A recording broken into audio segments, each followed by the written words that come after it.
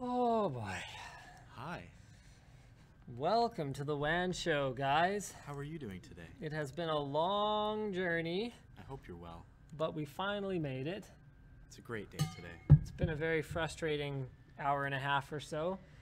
Basically, the computer I streamed from right before the WAN show that some of you may or may not have watched. I mean, it's kind of been a while. Everyone who watched that stream is probably in bed by now. Probably. Yeah, so the computer that I streamed that stream from decided to, it boots into Windows sometimes. And then when it does, it locks up within about 2 minutes. It's having a bad day. There you have it. Yes, I know the camera's a little green. Yeah.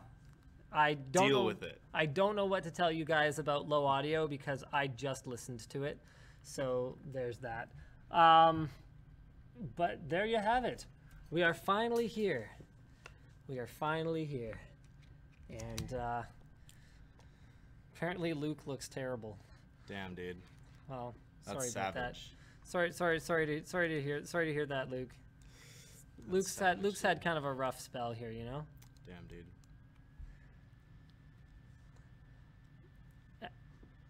Luke looks different. Luke got fatter. As for it being so quiet, I'm literally listening to the stream right now, so it's fine. All right, so guys, let's get right into it. We've got not a lot of time here based on the time that it happens to be right now and how little of it is left. So topics. Pokemon Go is obviously the worldwide poo storm that is taking the It swept the nation and the world. It swept pretty much everything. Tops daily Twitter users and sees more engagement than Facebook, something that not many apps can boast. And we've got a lot of news around Pokemon Go. It's going to be actually some pretty fun conversation. The CSGO gambling debacle continues. Valve has issued a statement, and so we'll get into that and sort of what that means in a little bit here. It is customary for the co-host to do 2 of the call-out topics. He's new at this. Don't worry, folks. Shh, it's okay. PC shipments in the US are growing for the first time in quote-unquote ages. It's only been a few years, but it's still been quite a long time. And then also, Nintendo is releasing a miniature NES with 30 built-in games. So that could be cool. That actually sounds freaking awesome. Go away, Let's roll the Colton. intro. Go away, Go Colton. away, Colton. Go away. Go away, Go Colton. away. At least I'm hoping the intro will roll at some point here. Yep. You should go do the thing so Colton doesn't have a seizure. It sure is supposed to. I will. Seriously? Wow. So I am not sure if we are we are broadcasting a thing. I pulled the network versions. That's why it didn't work. So the intro will not be occurring today, and Nick will jump into our first Pokemon Go topic while I change my shirt. Does that mean that the sponsor stuff isn't on there? Yes, it does. Okay, we should probably fix that. Yeah, we'll figure that out. Okay, anyway, so as Linus alluded to earlier, Pokemon Go has topped Twitter daily users and sees more engagement than Facebook currently. So it's now the biggest mobile game in US history. Approximately 5.92% of the US Android population engages with the app on a daily basis, which is insane. So that's the highest percentage of daily users on Android, or sorry, the highest percentage of daily users on Android is in Australia at about 7.98% of all Android users in the country. And like, is it even officially launched in Australia? Maybe people in the chat can tell me, but I don't think it is. I could be wrong though. And then the current peak daily active users is just over 20 million people. Candy Crush Saga reached approximately 20 million back in 2013. So remember how big the scope of that was. It's even bigger than Candy Crush. And then Clash Royale only reached about 6 million at its peak in 2016. So it's closing in on Snapchat on Android right now, which is pretty insane. And So professional. Yeah, look at you, huh? And apparently the Pokemon Go Android application could even pass Google Maps on Android in terms of daily users. Like, what? Yeah, so more people are trying to find a map to where to find little monsters than people who are trying to find a map to get to their grandmother's house. I'm just going to move somewhere to actually do something productive. Yes. I'm going to move the mic right next to you. Okay. And so so on Monday, the average iPhone user spent 33 minutes in Pokemon Go. The average iPhone user? Yeah. In America. Wow. Yeah. And that beats Facebook, which saw about 22 minutes and 8 seconds on average. I mean, to be clear, Facebook has probably more staying power than Pokemon Go. Yes. But don't quote me on that. Maybe Pokemon Go will be the new social media app and it will completely overtake everything ever and replace YouTube and Facebook and Twitter and Snapchat and Instagram all at the same time. But probably not. So this is very much a hype train at the moment, and I don't expect them to be able to sustain these kinds of numbers over the long term like someone like Facebook has managed to do. But still, it's incredibly impressive. I mean, when you consider that the average iPhone user spent half an hour in Pokemon Go, that means for every old person like me who didn't play it at all. So this is US statistics, remember? Yeah, that's fine. So for every old person like me who didn't play it at all that day, someone played for an entire hour. Like, if you look at pretty much anyone who does vlog style content on YouTube right now, like, they're just walking around being like, everyone here is playing Pokemon. Literally. And I'm sure that it's more prevalent in the really concentrated areas like LA and New York, where a lot of these guys reside. I mean, I've seen a lot of people going, oh, I can only get like 4 Pokemon in my area, which is in like Montana or whatever. But I mean, just the sheer number of people who are engaging with the app on a daily basis is ridiculous. Absolutely ridiculous. So the original article here was from TechCrunch. Let's go ahead and pull that up. Yeah. Absolutely love it. You know what's kind of sad is I've been so busy this last week. I have not only not played Pokemon Go, I haven't seen anyone play Pokemon Go. Right. I haven't installed it yet. I pretty much haven't been outside of work or my house. Yeah. In this last week or so. It's been a sort of a challenging period here. It looks very fun though. Yep. So I guess, yeah, that's great. Oh, actually, here's a few more numbers as far as the installs go. So Pokemon Go Android installs and daily active users. So in New Zealand and Australia love their Pokemon Go. That is absolutely fantastic. Between 6.6 to almost 8% daily active users, and about 15 to 16% of people have it installed. Pretty incredible. On Android. So let's talk about some of the worst news with respect to Pokemon Go. This article is from Tweaktown. Let's go ahead and pull this up. San Diego residents brush with death while playing Pokemon Go, fall off cliff. Wow. They were both taken to trauma centers suffering moderate injuries, according to Battalion Chief Robbie Ford of the, I'm not even going to try and pronounce that, local fire department, presumably, where they were playing the game. Ensenadas? Sure, let's go with that. Sure. So one of them fell somewhere between 75 and 100 feet, and the other one approximately 50 feet and was found unconscious by firefighters. Holy crap, the dude who fell a lower distance was the one who was knocked unconscious. So like, he should be darn happy that his friend like fell a little better and was able to go, yo dude, we just fell off a cliff playing Pokemon, please come save us. Like, ridiculous. Unbelievable. And then there was also a teen hit by a car while playing Pokemon Go. So the original article here is from GameSpot. It's completely different things actually, even though it's just a couple letters moved around. Shifted, yeah. So a 15-year-old female from Pennsylvania was hit by a car and hospitalized for injuries to her collarbone and foot, in addition to numerous cuts and bruises. Her mother says, I blame the game because she would not have been out of my house. My daughter is a hermit. So that's that. I would like to clarify what a hermit actually is before we actually go any further with this story. Well, like, a hermit used to be someone who lived on like a royal property, right? But like never went outdoors or something? Oh, no, I had not heard of that. I thought hermits lived in seclusion. Maybe like that's right. away from other people. So you can't live in seclusion in your parents' house. Yeah. I'm gonna look it up because you got me doubting myself. Okay. A person living in solitude as a religious discipline. So. Discipline or disciple? Yeah, discipline. Okay. Yeah. So your daughter wasn't a hermit, for one thing. Just to be very clear about that. And for number two, you cannot blame an app on a phone for your daughter leaving the house. For your daughter walking across a major highway, she says, at 5 o'clock in the evening, which is rush hour. Fantastic. What else we got here? A U.S. Holocaust Museum asks players to stay away. So somehow U.S. Holocaust Museum has been designated as a Pokestop. So that's, the developers slightly overlooking something there, I would say.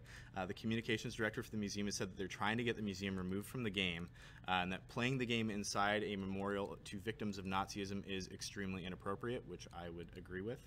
A Dutch hospital has also asked that players refrain from entering their building with the sole purpose of playing Pokemon Go after some players ventured into restricted areas. And they posted a cute little picture through Twitter there, where they said, "There's indeed a sick Pokemon at AMC, but we'll look after him well. Please don't visit him." And it's like a Pikachu with little band-aids and stuff. If you want to show that. Yeah, I will. It takes a second. Sure. Oh, okay. Yeah. But like, oh, I mean, it's one of those things where it's like, I know that in Skyrim, it is considered acceptable to just walk into anyone's house or any building and just pick stuff and just start like bashing things with a sword to open them up. You know, like this is the typical RPG player behavior. Yeah. But that don't lean away from the mic. Oh, sorry. This is the typical RPG player behavior. But while we are looking for Pokemon in augmented reality, we're not supposed to be just like behaving as though we're looking for Pokemon in augmented. Okay, so we are supposed to be behaving that way, but we're supposed to remember that we are also operating from within the real world, and that is not considered the most appropriate way to. Yes, well, you get the point, I hope. Hopefully, yes. So hopefully. Here's the I don't know what he needs the tissues for, but you know, oh right, he's got a cold. That's right. It's a little Pikachu. It's so got some snot. That's the AMC Twitter post, which is extremely cute. I'm glad they at least had a sense of humor about it. Yeah.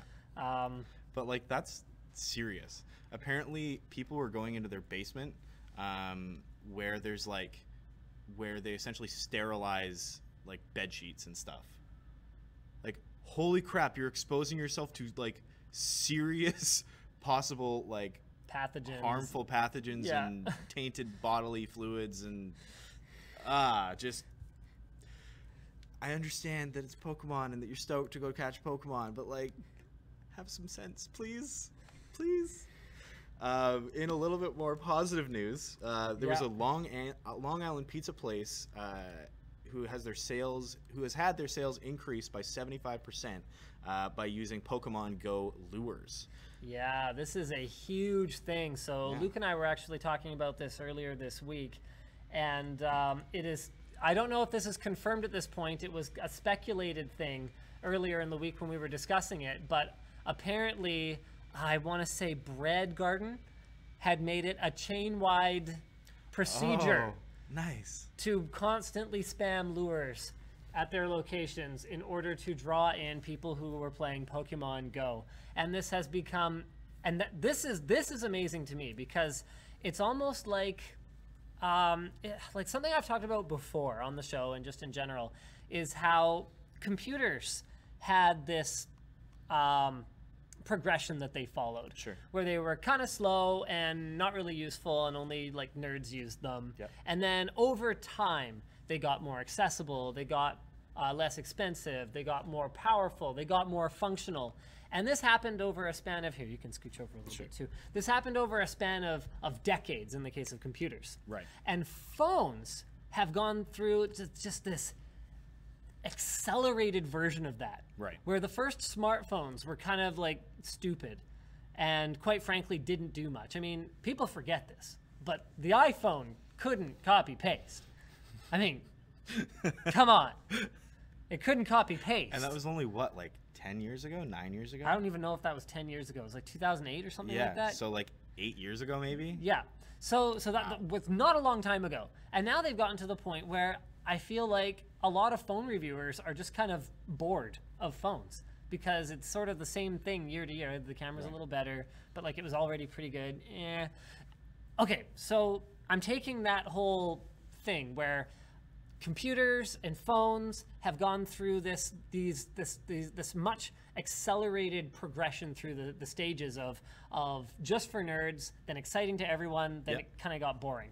Right. So it feels like as a mobile app, Pokemon Go is going through an accelerated version of previous social applications where it's like, you know, Facebook was just used on a single college campus, and then multiple college campuses, and then all of a sudden it went massively mainstream, and now your grandma's on it. Okay, but that took a long time.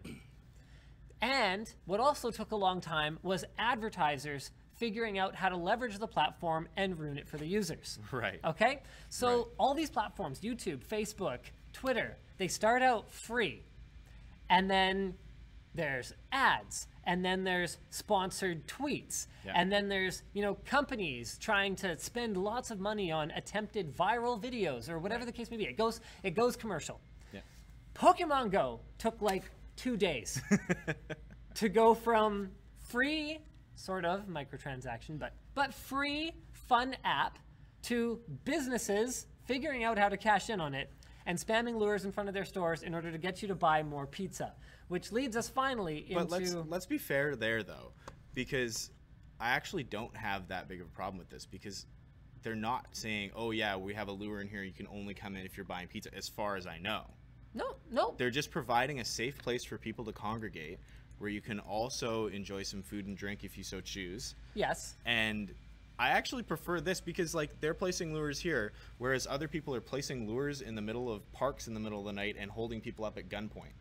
Yeah, so, no, like, I'm not saying it's wrong. Right. I'm just saying that by the same logic, you know, we're just putting the WAN show here, and we're just saying, you know, hey, lynda.com, you know, hey, it's a thing, and you can sign up for it, you can not sign up for it. I'm just saying, like, that commercialization, the advertisers taking over and figuring out how to leverage the platform happened so fast. We have to remember, though, that it's very similar to Ingress. True. So a lot of this stuff did develop over time in Ingress. But the impact was much lower. The impact was much lower because Ingress wasn't this phenomenon. But I mean, it's, you know, what you're saying is true, but there are a lot of other factors, I think. All right. So let's see. There's not much left. So the Linizio, whatever, pizza bar in Long Island, New York, started using the in-game lures. As of Monday, July 11th, it was reported that Pokemon Go had 7.5... Oh, wait, what the crap is this? What? I think some of the notes got mixed up. Okay. Anyway, this is... Wow. Niantic has confirmed that retail establishments will be able to pay to have their shop become a sponsored location that hosts rare Pokemon, attractive items, or a gym. So this is where we start getting into issues, and this leads into the next topic. This is happening. Pretty well. This is happening so unbelievably fast. The Pokemon Go partnership with McDonald's is on. Source says, according to Gizmodo. Source. Everyone is using the same, like, 2 stock images of Pokemon I know. Go. It's awesome for their articles. I mean, it doesn't matter. You can use any picture of Pokemon Go you want. It completely doesn't matter at all. But like, all right, let's get into the details here. What do you got? Okay, so Redditors discovered decompiled code in Android and iOS versions of Pokemon Go earlier this week, and part of that code indicated a potential sponsorship deal with McDonald's, apparently. So, as Linus said, a well-placed source has confirmed with Gizmodo that the sponsorship is moving forward and is set to launch in one country in Asia. And Gizmodo learned that every McDonald's restaurant in this country will either be a Pokestop or a gym. They're unable to confirm which country it would debut at, but the guess, based on several compelling reasons, including that this country is the birthplace of the Pokemon Company, is that it will be Japan, which makes a lot of sense. And this could actually be the reason why the launch has been delayed in Japan, because apparently there are a number of very upset people in Japan about the fact that it hasn't been released yet there for seemingly no reason. This might be the reason. Maybe they said, hey, roll it out in US, see how it goes. If it's as crazy as you guys expect it's going to be, then, you know, we'll pony up the money to have McDonald's everywhere in Japan be Pokestops and gyms, and we'll launch there. Which, like, I don't know. I find this whole thing a little ironic that it's a partnership with McDonald's, because Pokemon Go is all about, like, hey, get up and go outside, walk around and be healthy, and eat McDonald's, woo! So that's a little weird, but I mean, I guess it makes sense in a way.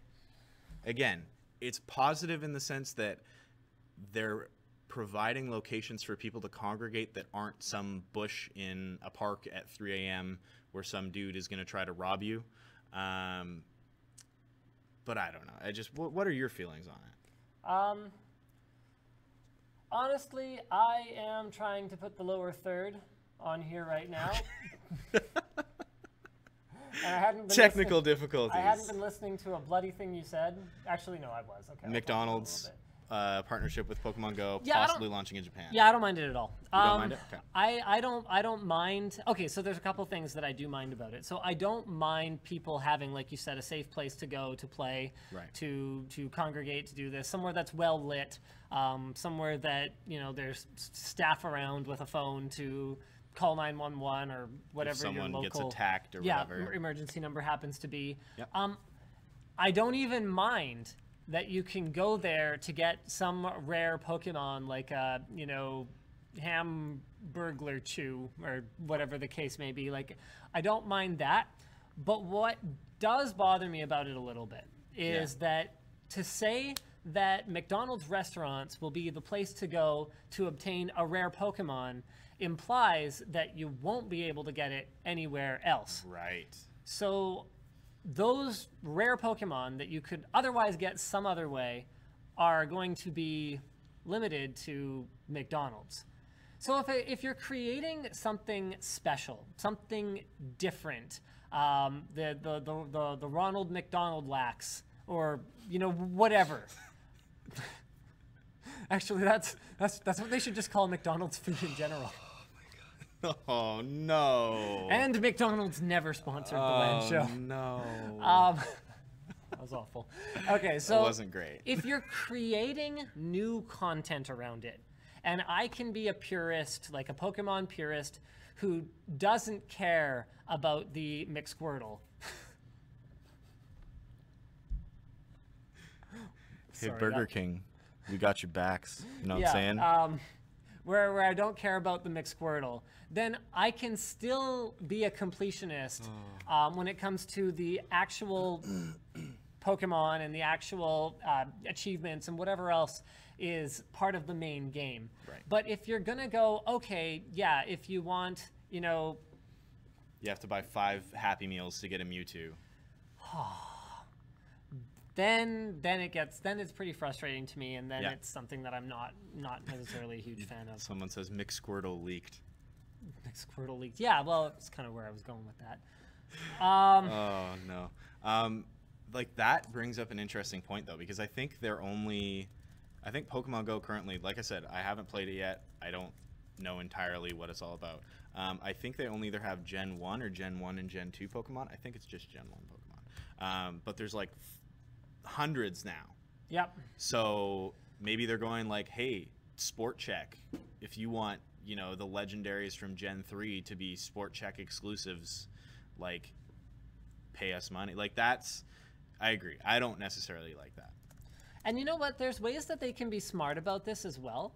Like, for example, timed exclusives are a lot more palatable to me than forever exclusives. Yep. So if you are rolling out new Pokemon very slowly and you kind of go, okay, if you want to be the first place where you can get one of those, then the obsessives who absolutely have to have, again, like a Gen 3 legendary or something like that, fine, they can just go to McDonald's and buy a Big Mac. I don't care. But the people who can wait a couple of weeks, if they can still get one in a legitimate manner, then that's super cool. I don't mind that at all. Yeah, for sure. And to be clear, I don't think there has been any confirmation of like this Pokemon will be specific to this retail location or anything yet. Right. But we're just saying that it would be concerning if that did happen. Yeah. Oh man, like there's actually some kind of scary stuff in there. Like, for example, what if in Manhattan, McDonald's set it up so that you had to visit like every McDonald's in Manhattan to get... Oh no. Oh. That would be very troubling. Should we do the chat app one? Yeah, sure, let's do it. Okay, so apparently Jonathan Zara was a beta tester in the summer for Pokemon Go. He could see that it offered users no way to chat with one another, so he was like, hey, I should probably create something around that. And he said that especially in a location-based game, of course, there should be a chat so you can text your buddy and be like, yo, dude, here's where I'm at. Just caught Eradicate. It's dope. So within 5 days of the launch of Pokemon Go, Zara's free app for Pokemon Go chat is approaching 1 million users and hitting servers with 600 requests per second. That is unbelievable. And apparently now it may drive him bankrupt because the server costs are getting like ridiculously high. You know, the guys, I'll give him credit for sticking to his principles here. So this is the original article here is from TheVerge.com. I'll give him credit for sticking to his principles. So he says he doesn't want to ad support it because he hates ads and doesn't want to draw attention from the Pokemon company. And I'm like, okay, because you know what? Makes sense. The definition of selling out is compromising your principles for money. That's the definition. So if you love ads and you think ads are great and you have no problem with ads personally and you kind of go, okay, well, you know, so there you go. I consume ads, therefore I will also serve ads and people can consume them and ads make the world go round and this is great. Then there's nothing wrong with having ads in your application or your content or whatever else the case may be. But if you hate ads, you adamantly refuse to use products and services that are supported by ads, and you just kind of are like, nope, nope, I do not agree with this, I refuse to take part in this, then I gotta give him credit for sticking with his principles and not implementing ads. With that said, if you have a super successful app and you are providing a service that people are willing to either endure ads or pay for, it is not very business smart to be spending your own money maintaining it when you have a community of literally 1 million people that wants to use it. Yeah. And like the pay for the app thing is what he wants to avoid in order to not attract attention from the Pokemon company, because like that would probably result him in a lot of trouble. But like if you're doing responsible advertising that's not like taking over the screen or like playing music at a ridiculously high volume or like weird like Pokemon porn or something like that. like Like if you're not infringing on Nintendo or Niantic's intellectual property in any way. And even like have a disclaimer to be like, hey, Pokemon company, if you see this, like I only have ads on here so that I don't go broke. Any profit that I'm making is going to X charity or whatever. And then they can still slam him with a cease and desist. That can still happen. Yep. And they can still shut down his app. But at the end of the day, at least then he hasn't paid out of pocket for it. Something that doesn't make a ton of sense. I don't know. I mean, yeah, like good on him for seeing an issue and like doing something to correct it. But holy crap, man. Everyone's like, stop the Pokemon, stop the Pokemon. There's nothing we can do to stop the Pokemon. Yeah, dude. I'm personally not playing it. I'm doing everything that I possibly... I'm not letting my kids play it, and I'm not playing it. I've done everything I can to stop Pokemon. My kids don't even know what Pokemon is. I didn't have to stop them, but... Yeah. They know what Paw Patrol is. It's a new generation. What is that? So 20 years from now, 25 years from now, my son's generation... There's going to be like some like augmented reality Paw Patrol thing. Oh, Paw Patrol. Paw Patrol. It's awful. It's the very worst problem. I do not endorse it in any way, shape, or form. Speaking of things that I endorse in any way, shape, or form, first up, is lynda.com. I'm going to go ahead Yay! and get that switched. It's being a little slow. We're running the show off of my laptop today, which is super not ideal. I threw all the drivers together on there and kind of... It's great. It's great, yeah. Sorry, what's great? Running the WAN show off the laptop? Lynda.com is used by millions of people around the world because it's great. Yes, it is. Do you want to go through the talking points? This will be your first time reading Lynda talking points. Yeah, I mean, well, I've read them personally in the past, considering I talked to them, but... Okay, fine, I'll do it. There are more than 3,000 courses available on lynda.com. I'll do it. You're awful. Okay. Wow. Lynda.com is used by millions of people around the world with more than 3,000 courses available. Oh, that's what he just did. I didn't even do it better. Yes. What's great about lynda.com is that it's not just for professionals or it's not just for casual users.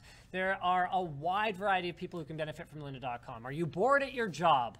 Are you looking to take things to the next level? Are you bored with your hobby? Are you looking to take things to the next level? Are you bored with your life and looking to take things to the next level? Are you bored with Pokemon Go and looking to take things to the next... Actually, I don't think they have Pokemon Go courses. No, they don't have Pokemon Go courses, but what they do have is business courses. They've got creative courses like photography or video editing or Photoshop. They've even got development courses. So if you wanted to say, for example, I don't know, write a cool app that you and your friends could use to chat in Pokemon Go. Hey, it's a starting point. It's somewhere to work on a foundation that you can build on through self-study. And it's extremely affordable. Lynda.com plans start at only $25 a month, and you can try it with a 10-day free trial by visiting lynda.com/wanshow right there and start learning today.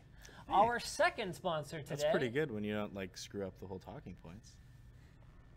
I never screw up the talking points. I always get the talking points right. Twitch chat knows what I'm talking about. Twitch chat knows what I'm talking about. I never get it wrong. So, our second sponsor today is actually a new one. It's called Ministry of Supply, and this is Colton's doing that we are wearing collared professional shirts on the WAN show today. And I'll just give a disclaimer. This shirt is actually a size too small for me because it was ordered for Luke. So it's not like the shirts fit poorly. This is just a shirt that's too small for me. Yeah, it feels nice. We ordered it for Luke because Colton, way to go Colton, apparently didn't realize that Luke wasn't going to be here this week. So Luke's actually on vacation, which is like amazing. I don't think that's ever happened. Okay, yes it has. But there's always kind of been a reason for it. Right. Like he's gone on vacation at the end of a business trip Taiwan. to a location. Yeah. So like he's in Germany anyway. Right. Yo, I'm gonna take a couple more days off. I'll be back like a little bit later. Peace, bro. Yeah. Like that's happened. Yeah. But he actually booked time and booked his own plane ticket. Yeah, I think that's the first time Luke's like ever paid for a plane ticket. Yeah. Anyway. And he's visiting someone and coming back. Okay, you need to tell the people about Ministry of Supply. Right, Ministry of Supply. So Ministry of Supply combines performance fabrics, advanced manufacturing techniques, and tailored design to make wear-to-work clothes that are comfortable and capable. Yes, my friends, your clothing can do this and more. It's funny, these talking points are great. Way to go, Colton. Clothes are meant to be worn on the body. I'm glad we're clearing this up for you people. So Ministry of Supply starts by studying ergonomics, how the human body moves and functions to ensure they're putting the right technology in the right place, which is why you won't find a jock strap over top of your nipple. The products keep you cool and dry with sweat-wicking fibers, breathable fabrics, and NASA-developed phase change materials which help regulate your body temperature. So basically, you won't get too hot and sweaty, and you will still be clothed, which is good. I mean, Dennis should probably look into this at some point or another. For those of you who don't know, Dennis can't keep a shirt on. I'll walk into he's like, what's that actor that has this issue? I forget who it is. It's either like Matthew McConaughey or Ashton Kutcher. I'm just going to Google it because it's like 10 actors who can't keep their shirts on. Come on. No freaking way. The first one is Dennis. I didn't even know that counts. Hugh Jackman. Okay, so Hugh Jackman, Mark Wahlberg. Okay, Mark Wahlberg I also knew. It's gonna make me load a new page in order to keep reading the article. So nope, not gonna do that. But yes, there you go. So Dennis is one of those. Maybe Ministry Supply could get him taken care of. Everything's easy to care for. No dry cleaning. No iron. Oh yeah, look at that. This is right out of the box, and it doesn't have that. And you like threw it around, and it's like super not lined and actually pretty wrinkle free. That's awesome. I actually did not.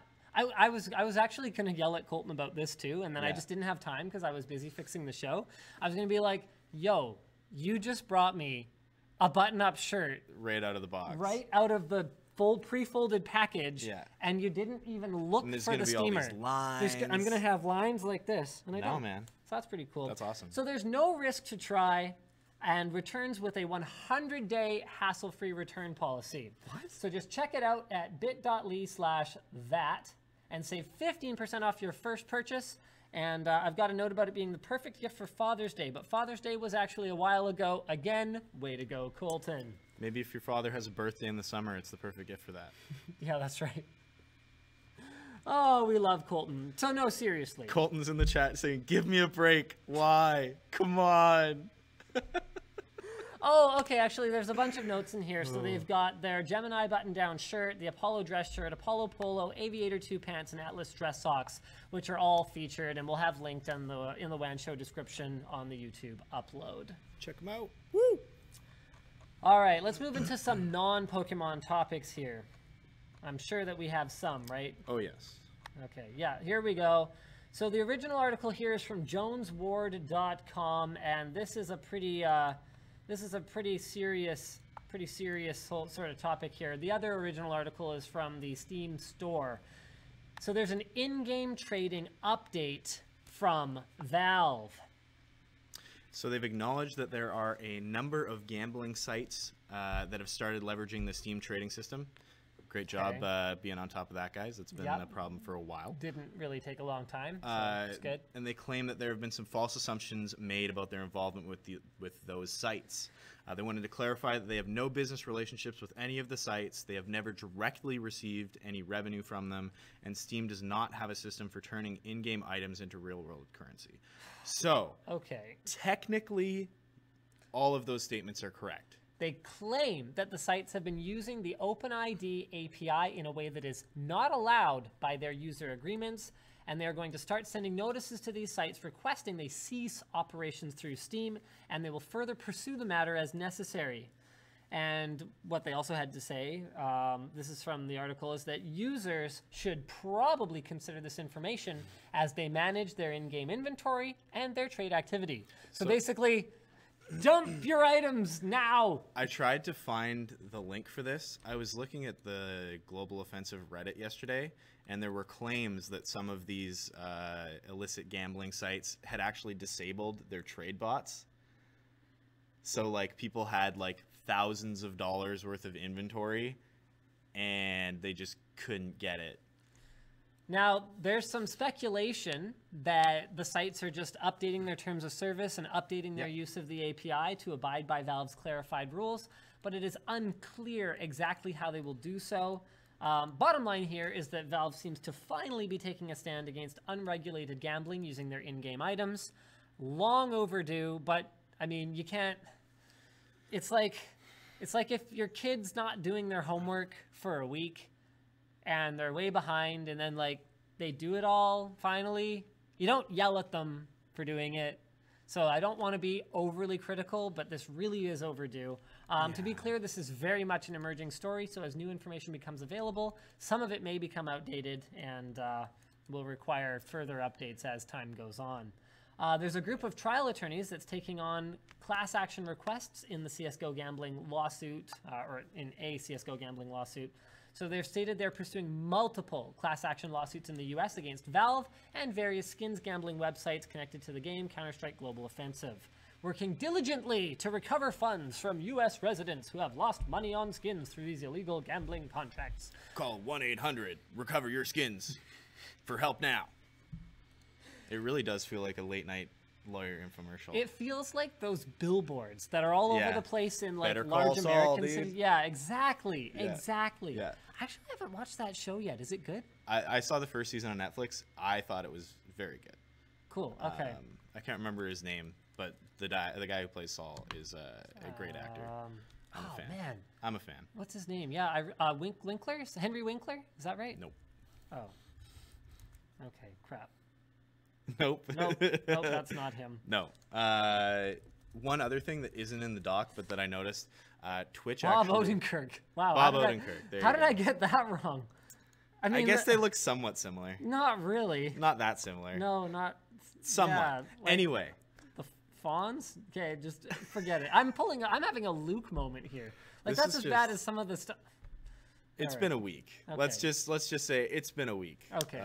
Okay. Carry on. Anyway, Carry on. it's not in the doc here, but Twitch actually issued a statement that said that any, in their terms of service, it essentially says that if a streamer is streaming something that breaks the terms of service of a third party, then that is not allowed on Twitch. So they've essentially come out and said, you guys can't stream gambling sites anymore. You guys can't take sponsorships from gambling sites anymore. Wow. I'm sure that they have been wanting to do this for a while. I remember it was a couple months ago. It was getting super out of hand. The CSGO Twitch page was always just like gamble for like the top 10 streamers.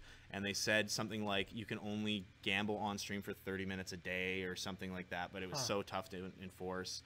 So I think they were just waiting on Valve to finally make a statement on it. And now they've come out and they said, yeah, okay, this is out of hand. You guys need to stop doing this. So, I mean... I don't know. Like I said, Valve is technically correct in everything that they've said, but I think that they're like trying to obscure the truth a bit, because you can be darn sure that betting on CSGO matches has increased viewership. Like, I would personally say that I believe that happened.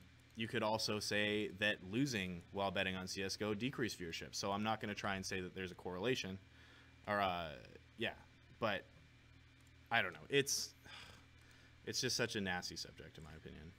All right, let's move on to another kind of nasty subject, but it turns out they got it sorted out. The original article here is from Tom's Hardware.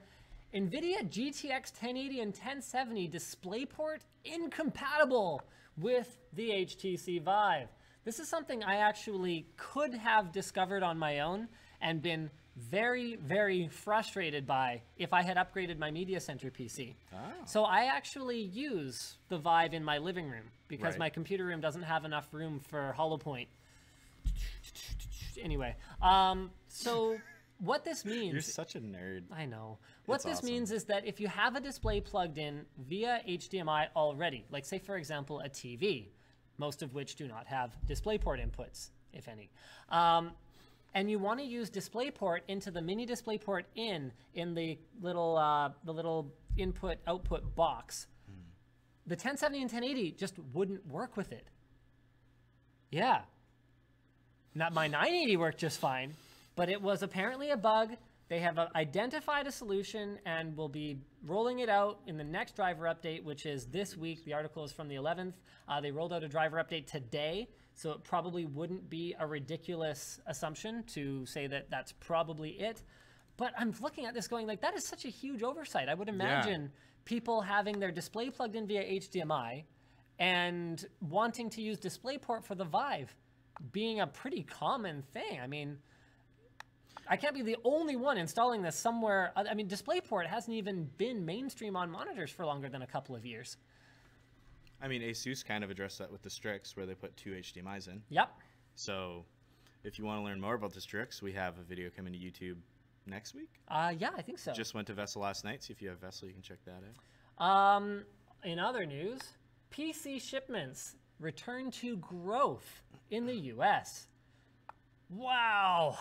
Woo. Glorious PC Master Race, am I right? No, I'm not right. Unfortunately, the news isn't all good, and while PC shipments are up, I think, this quarter? Yeah. They're still down overall for the year, and the growth is not huge. They're up. They might be up for the year in the U.S. only, but globally they're still down between 4.5% and 5.2%. And even then, we're talking like 1.4% if you don't factor in Chromebooks. Yeah. And we're talking 4.9% if you factor in Chromebooks. We're talking literally like $100 computers. So that's growth. So that's unit count growth. To be fair, yeah, I believe that these numbers only factor like pre-built PC sales. Yep. So that's been on the decline for a long time as more and more people realize that building a PC isn't as hard as we once thought it was, or as some people once thought it was, right? Speaking of PC building not be that hard, Terry Crews pretty much took over our PC Master Race yesterday because he's building a custom PC. And I got to say, like, I'm a huge Terry Crews fan. That dude's awesome. Brooklyn Nine-Nine is, like, one of my favorite shows right now. So I was pretty happy when I saw this. And there are a lot of memes going down, some dank memes going on with the glorious Terry Crews putting the PC Master Race hair on him with his majestic figure. Oh. And so he was, he created a Facebook video outlining the parts in his PC, which now has over 1.2 million views. Pretty darn significant. He was very humble throughout the whole process, asking the community for advice and checking what the community thought of his parts choices, which overall were pretty positive. He chose a Core i7-6800K, 2TB SSD, 32 gigs of Dominator Platinums from Corsair, and a GTX 1080, so pretty badass rig. And also he paid for all those parts himself. He wanted to make it very clear he wasn't doing like a sponsored deal or anything with Intel or NVIDIA or whoever. And he says that he's building the gaming rig to spend more time with his son, who is a big PC gamer, but he admits that he's also got a fast-growing interest in PC gaming. So he actually was part of the Battlefield 1 pre-E3 event with like Jamie Foxx and Snoop Dogg. I think that was the one where there was a lot of, let's say, fog in the booth of all the people there. That may have been that one. Snoop was there, so yeah, you don't really have to say any more than that. Yeah, and he essentially said he really enjoyed playing Battlefield 1 there. He's hooked on gaming, and he's made it very clear that he's not going to be abandoning being this crazy, like, muscular, huge dude. He's still going to be a very physical guy, but he wants PC gaming to be a bigger part of his life now, which is pretty dope. Yeah, that's cool. Pretty sweet. I mean, if he gets into VR, especially some of the more physical games. Yeah, he had an HTC Vive. Very nice. On his table there. Very nice. Pretty cool. I would love to see like Terry Crews do some live streams. And I think he's already been on some Twitch ads. So like Twitch, get it going. Get it popping. This looks pretty cool. Original article here is from techradar.com. I mean, this has been the emulators argument for so long. Look, Nintendo, if you're going to tell us we're not allowed to emulate, then give us a means to legitimately acquire the games. Yep. And they've addressed this somewhat through retro console games, but it's not always that well done. This actually looks like a fantastic solution. Check this out. The NES is back. It's a little mini NES. It's the same shape, but there's no cartridge to install in it or anything like that. It's a much smaller size, and it comes preloaded with 50 games. 30 games. Sorry, did I say 50? Yeah. Sorry, 30 games. It has an HDMI output, so you'll actually be able to use it without buying yourself, like, what's that, Retrogen, whatever that thing that Luke just bought, that super expensive, low latency analog to HDMI converter. Okay. I'm gonna go grab it off of his desk while you run through some of the details here. But a native HDMI output is awesome because you don't need any specialized hardware in order to avoid the horrible processing latency that you'll encounter by trying to put a low definition signal into a modern TV. I'm taking over the show now. It's mine. But it will be available on November 11th of this year for $59.99 USD. So like essentially the price of a new Wii U game, which is freaking fantastic. And there are actually some awesome and really classic games that are going to be a part of this. So Donkey Kong, Final Fantasy, the first one, Super Mario Bros. 1, 2, I've never played 3. It. I think I started on 2 as well. Yeah, I thought Mystic Quest was the first one. So I've played Mystic Quest. Because it was called Final Fantasy Mystic Quest, but it's not actually a Final Fantasy game. Oh. It was like rebranded for North America or something. It was one of those situations. I don't remember the details. Interesting. It'll also have The Legend of Zelda, the very first one, as well as the second one, which is not as great of an experience. Not as well known. I've heard it's a bit of a subpar experience, But yeah, like this is awesome. Like I will play the crap out of that. Yeah, and it's like, what is it, $60? Yeah, $60. $60. The price of a new Wii U game. You can get 30 classic NES games. That is in the little awesome. HDMI. Nintendo, This is the right way to do it. I like it. I mean, okay, well, to be clear, I don't necessarily think that you should have to buy a piece of hardware for this.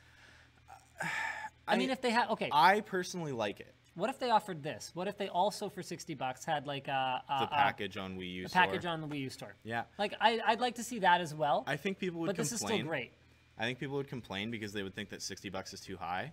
And then I wonder why they're choosing to do it this way. Maybe it's just like, hey, have this cool knickknack as well as all these games.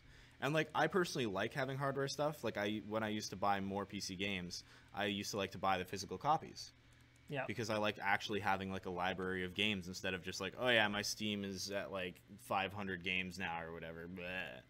I don't know. I like having something physical. I think it's really cool. I like the design of the NES. It's, you know, a classic, and having that on the table is like, I don't know, to me it's badass. One thing I don't like about the NES is the design of the controller, which they unfortunately didn't update. Yeah. Even rounded edges, guys. Come on, please. Please. They wanted to give us back the horrible experience. Sorry, it's FrameMeister. Oh, yes. That's what I was thinking of. That's what it is. My bad. RetroGen makes like emulator consoles. Indubitably something says confirmed for old. I mean, it's true. Yeah. But that hurts, man. Hurts real bad. It hurts real bad. You know what? I don't see a whole lot else here that we really have to get into. So thank you guys very much for tuning into the WAN show. We will see you again next week. Same bad time, same bad channel, by which time I will probably have completely rebuilt and reformatted the stupid computer that's next to me that I hate so very much. Hit us up on Twitter if you want to see a build, like streaming PC build guide video. Oh yeah, Nick's been bugging me. He's like, yeah, you should like... People have been telling me they want to see build guides again. Yeah. I know they take a lot of time, but like... I don't know if it's interesting though, like rebuilding the WAN, because it's like it's not that applicable to other people. Like, we're gonna build a completely overpowered, ridiculous machine, and like I don't see that being that valuable to anyone else. But okay, well, we'll talk about it offline. All right. See you guys next week. Thanks for watching. Bye. Okay, I gotta turn this down quickly. Oh, what the crap? There's apparently no sound in it anyway. So okay, whatever. Yeah, thank you for that. Oh, while I was waving, you had it over top of me, so they couldn't even see me. Wow, you're such a dick. I know, yo. Why is there a hotspot? Oh, God. At least we don't have another VPN sponsor yeah, at least today. Tunnel Bear is not on the show today. Yeah.